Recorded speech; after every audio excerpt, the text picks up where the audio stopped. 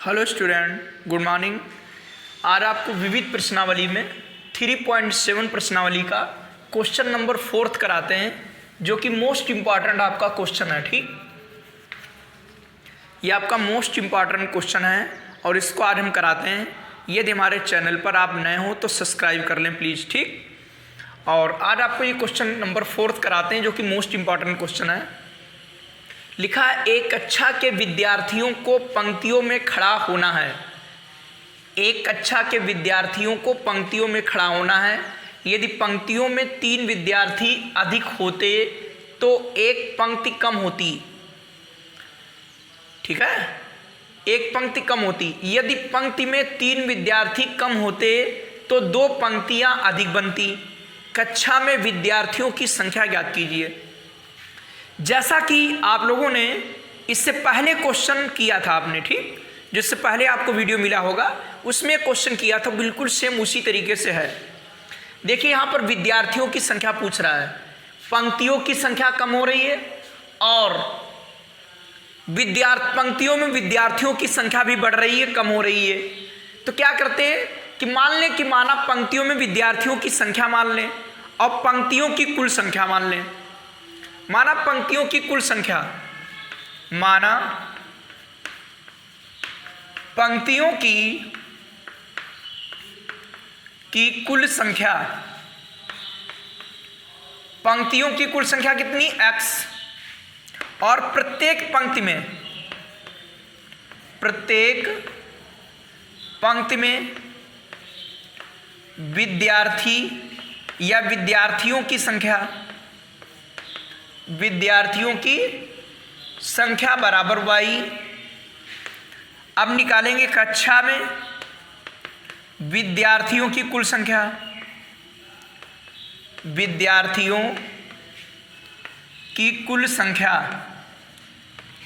कक्षा में विद्यार्थियों की कुल संख्या कितनी आएगी।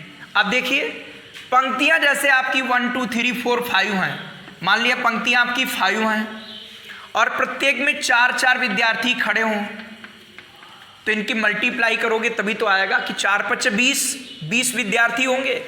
भाई 5 पंक्तियां ऐसे हैं और 4 विद्यार्थी खड़े हैं ऐसे, तो 4 × 20 विद्यार्थी होंगे। तो यहाँ भी है कि पंक्तियों की संख्या में प्रत्येक पंक्ति में विद्यार्थी से गुणा कर दो तो एक कक्षा में विद्यार्थियों की संख्या निकल आएगी। अब आप देखेंगे प्रथम शर्त से देखिए प्रथम शर्त से क्या कहता है। प्रथम शर्त से क्या कहता है कि पंक्तियों की संख्या और प्रत्येक पंक्ति में विद्यार्थी बराबर कुल विद्यार्थी। भाई कुल विद्यार्थी तो चंद होंगे नहीं, तो वही लिखा कि पंक्ति में 3 विद्यार्थी अधिक होते। पहले विद्यार्थी कितने थे, y, अब कितने हो गए, y + 3, और एक पंक्ति कम होती तो एक पंक्ति कम हो जाएगी। पहले पंक्तियों की संख्या x थी, अब पंक्तियों की संख्या 1 कम हो गई। ठीक, अब इसकी मल्टीप्लाई कर लेंगे, आ जाएगा क्या, xy + 3x - के y और माइनस का 3 बराबर xy।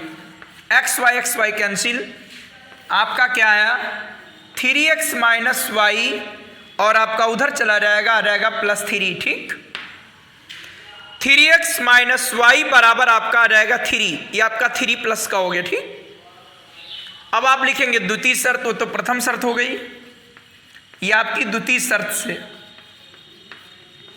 कि x × y बराबर आपका आ गया xy। अब कह रहा क्या, यदि पंक्ति में 3 विद्यार्थी कम होते, अब पंक्ति में विद्यार्थियों की संख्या y थी, ये 3 कम हो जाते विद्यार्थी अगर, तो कह रहा पंक्तियों की संख्या 2 अधिक बनती। पहले पंक्तियां बन रही थी x, अब 2 ये अधिक बन जाएंगी। ठीक, उसमें क्या था कि पंक्ति में 3 विद्यार्थी कैसे हो, अधिक हो, तो पंक्तियों की संख्या कम हो गई। अब पंक्ति में विद्यार्थियों की संख्या कम है तो पंक्तियों की संख्या बढ़ गई। अब इसकी गुणा कर लेंगे, ये क्या आएगा xy, इधर गुणा करेंगे -3x, इससे गुणा करेंगे +2y और 3 × 2 = 6, xy कैंसिल, माइनस के 3x प्लस का 2y बराबर आपका 6। ये समीकरण आपकी सेकेंड, पक्षांतर करोगे निशान चेंज। ये समीकरण फर्स्ट बनी, ये समीकरण सेकेंड, दोनों को सॉल्व कर लीजिए। समीकरण फर्स्ट व सेकेंड से, और फिर जांच भी कर लेंगे। 3x माइनस वाई बराबर 3, ये आपका 3x प्लस 2y बराबर 6। जोड़ने पर लगाएंगे, जोड़ने पर क्या होगा, कट जाएगा। ये क्या आएगा, प्लस का y बचेगा, प्लस का 2 माइनस का 1 प्लस का y, और ये 9। y का मान समीकरण फर्स्ट में रखने पर, ठीक, y का मान समीकरण फर्स्ट में रखने पर, y का मान समीकरण फर्स्ट में रखने पर, फर्स्ट में रख दीजिए y का मान। 3x माइनस 9 बराबर 3, 3x बराबर क्या आएगा, 3 और प्लस 9, 3x बराबर आपका 12, x बराबर आपका 4। तो विद्यार्थियों की कुल संख्या, विद्यार्थियों की कक्षा में विद्यार्थियों की कुल संख्या x गुणे y, x आपका 4 और ये 9, 9 चौक 36। कक्षा में विद्यार्थियों की कुल संख्या बराबर 36। अब इसकी जांच कर लेते हैं, ठीक। देखिए आपकी पंक्तियां कुल कितनी निकली, 4, और विद्यार्थी प्रत्येक पंक्ति में कितने थे, 9। टोटल विद्यार्थी 36 हैं। अब कह रहा अगर 3 विद्यार्थी पंक्ति में अधिक होते, तो यहां पर अगर 3 बढ़ जाए तो 12 हो गए, तो एक पंक्ति कम हो जाएगी तो 3, तो 12 तिया 36, बिल्कुल सही। प्रथम शर्त। द्वितीय कह रहा है पंक्ति में 3 विद्यार्थी कम होते, अब इसमें 3 विद्यार्थी कम कर दो, 3 कम करो, कितने विद्यार्थी बच्चे, 6, तो पंक्तियां 2 बढ़ जाएंगी। पहले 4 पंक्तियां थी और 2 बढ़ गई, हो गई 6, तो 6 36।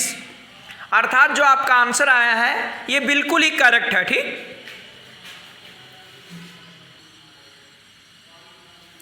अब आपका क्वेश्चन नंबर 5 है कि एक त्रिभुज एबीसी में कोण सी बराबर 3 गुणे कोण बी बराबर 2 और कोण ए प्लस कोण बी है। त्रिभुज के तीनों कोण ज्ञात करो।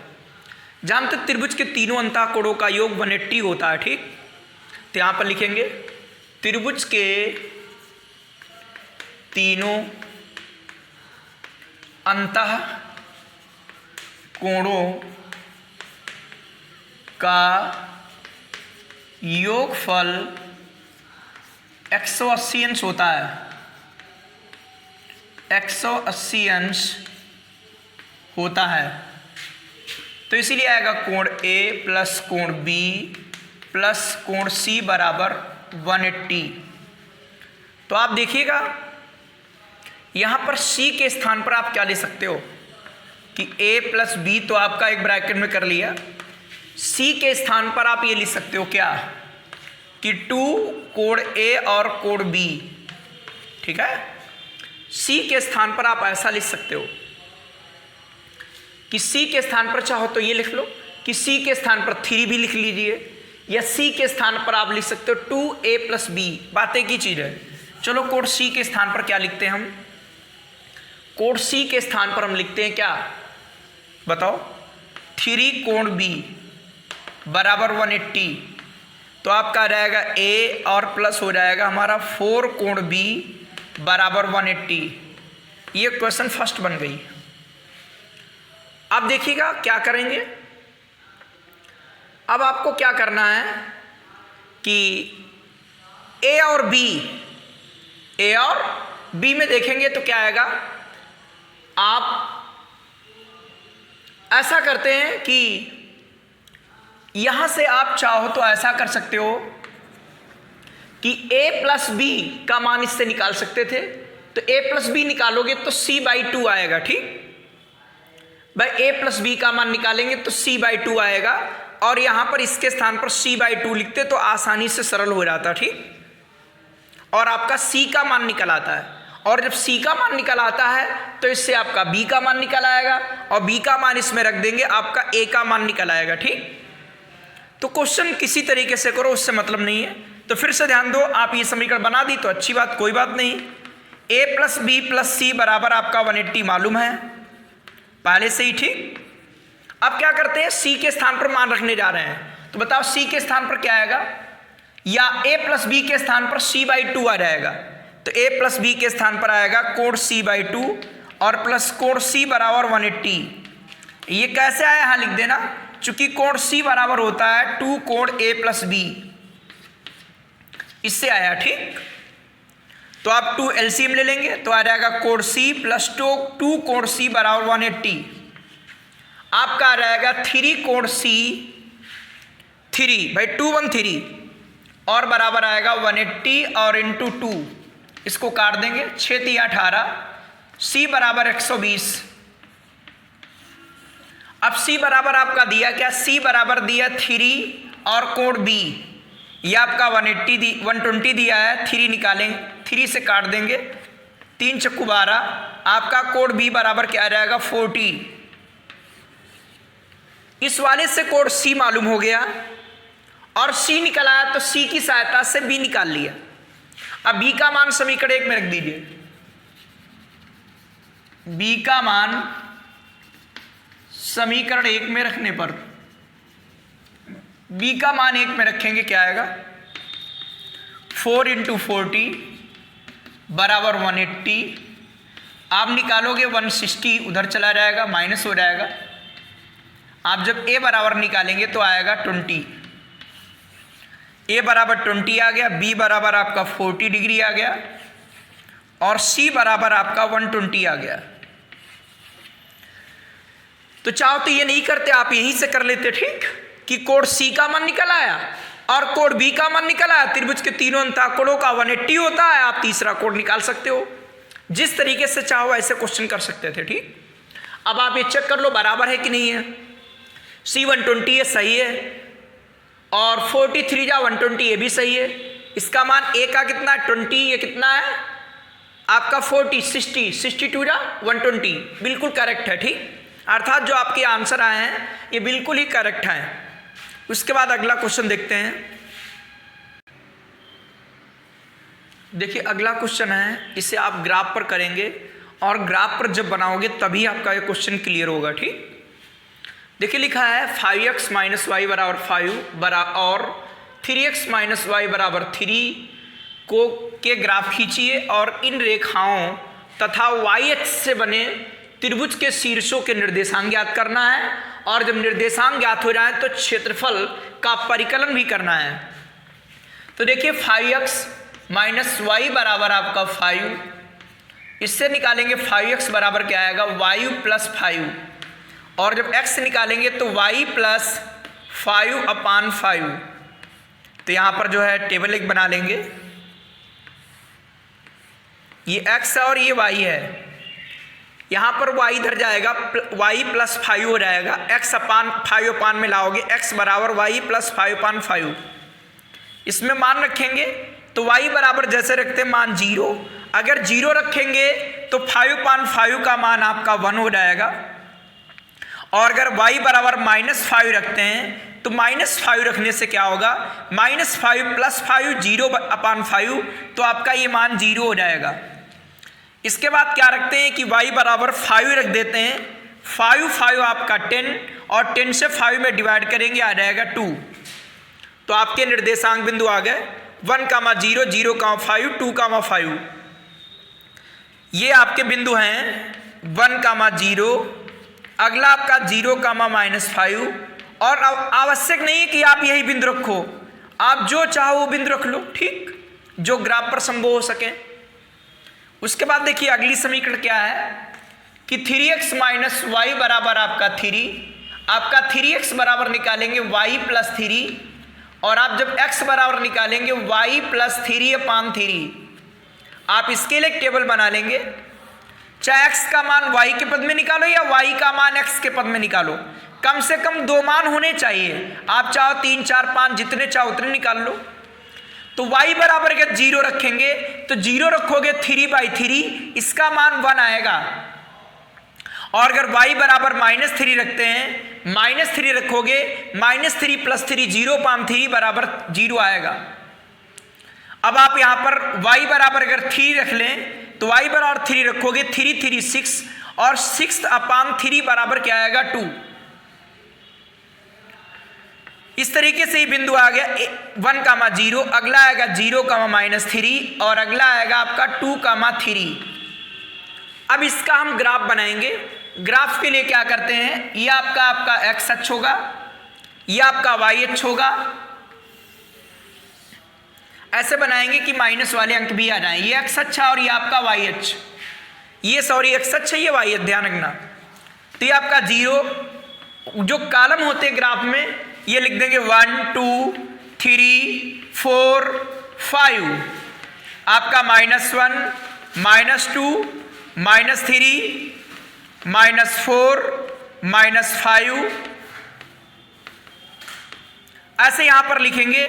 यह आएगा 1 2 3 4 5, ये लिखेंगे -1 -2 -3 -4 -5। आपके ग्राफ में कॉलम दिए होते हैं तो ये अंक लिखना अनिवार्य नहीं होता है, क्योंकि ग्राफ में कॉलम दिए होते हैं। अब पहला दिया है 1,0, तो x बराबर आपका 1, y बराबर 0, तो आपका 1,0 यही बिंदु हुआ। अगला 0,-5, x बराबर 0 और y बराबर -5, ये हो गया, ठीक। अगला बिंदु 2,5, x बराबर आपका 2 है और x बराबर 2 है और y बराबर आपका क्या है, x बराबर 2 और y बराबर क्या है 5, x बराबर 2 और y बराबर 5, तो आपका बिंदु ये मिल गया 2,5। एक बिंदु ये मिला, एक ये मिला और एक मिला, तो आप ये लाइन खींच देंगे इससे। जब आप ग्राफ कॉपी पर बनाओगे तो बिल्कुल करेक्ट बनेगा। इस तरीके से एक बिंदु ये आपका आया 2,5, ये वाला बिंदु आपका क्या है 0,-5 और ये वाला बिंदु आपका है 1,0। इसके बाद अब दूसरा ग्राफ बनाएंगे तो आएगा 1,0 बिंदु यही हुआ। दूसरे के लिए बनाएंगे ग्राफ यही रहेगा। अगला है 0,-3, x बराबर 0 है, y बराबर -3 है, y बराबर -3 ये बिंदु आएगा ये। अगला 2,3, x बराबर 2, y बराबर आपका 3, तो 2,3 आपका बिंदु ये आएगा, ठीक। आप इनको खींच देंगे, ये ध्यान रखिएगा।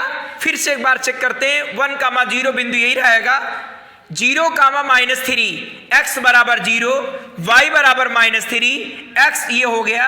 अगला 2,3 बिंदु ये हो गया। इन तीनों बिंदुओं को ऐसे मिला देंगे। जब आप ग्राफ कॉपी पर बनाएंगे, ग्राफ कॉपी पर, तो आपका बिल्कुल करेक्ट बनेगा, ठीक। ये ध्यान रखिएगा, आप ग्राफ कॉपी पर बनाओगे बिल्कुल करेक्ट। 2,3 ये हो गया, ये तो लिखा है। ये वाला बिंदु आपका दिया है 0,-3, तो आप देखिए एक रेखा ये हो गई, एक ये हो गई। आप लिख भी देना इन किन के लिए हैं रेखाएं। ये पहली रेखा आपकी है 5x - y बराबर 5 और ये रेखा किसके लिए है, ये आपका 3x - y बराबर 3 के लिए है, ठीक। अब आप इस त्रिभुज के शीर्षों के निर्देशांक देखिए। कह रहा है ये रेखाएं और y अक्ष, त्रिभुज कई बन रहे हैं, एक त्रिभुज ये भी बन रहा है, ये नहीं y अक्ष, ये y अक्ष है और ये रेखाएं, एक रेखा ये है, दूसरी रेखा ये है। तो इसमें जो त्रिभुज बनेगा ये त्रिभुज होगा, ये A मान लो, ये B मान लिया और ये बिंदु C हो गया और इन्हीं के निर्देशांक पूछ रहा है, ठीक। कह रहा इन रेखाओं और y अक्ष से जो त्रिभुज बनेगा उसके शीर्षों के निर्देशांक। तो यहां पर लिख देंगे कि त्रिभुज के शीर्षों के निर्देशांक, शीर्षों के निर्देशांक, त्रिभुज के शीर्षों के निर्देशांक क्या आएंगे। एक आपका आएगा 1,0, अगला बिंदु आएगा 0,-3 और उसके अगला बिंदु आएगा 0,-5। इस तरीके से ये त्रिभुज के शीर्षों के निर्देशांक निकल आएंगे।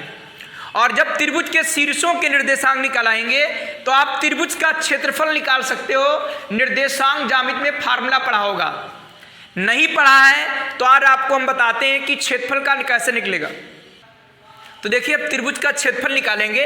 अभी आप लोगों ने त्रिभुज का क्षेत्रफल निकालना नहीं पढ़ा है, और आप लोग जब आगे पढ़ेंगे निर्देशांक ज्यामिति, जब निर्देशांक ज्यामिति पढ़ोगे तो वहाँ पर त्रिभुज का क्षेत्रफल ज्ञात करने का फार्मूला है, आज हम आपको सिखा रहे हैं और आसानी से हो जाएगा। ठीक, देखिए त्रिभुज के शीर्षों का निर्देशांक है 1,0 दिया है, 0,-3 है।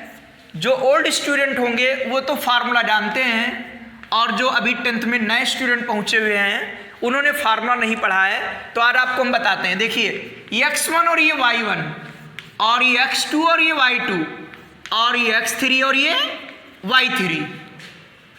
त्रिभुज के क्षेत्रफल का सूत्र, त्रिभुज के क्षेत्रफल का फार्मूला 1/2।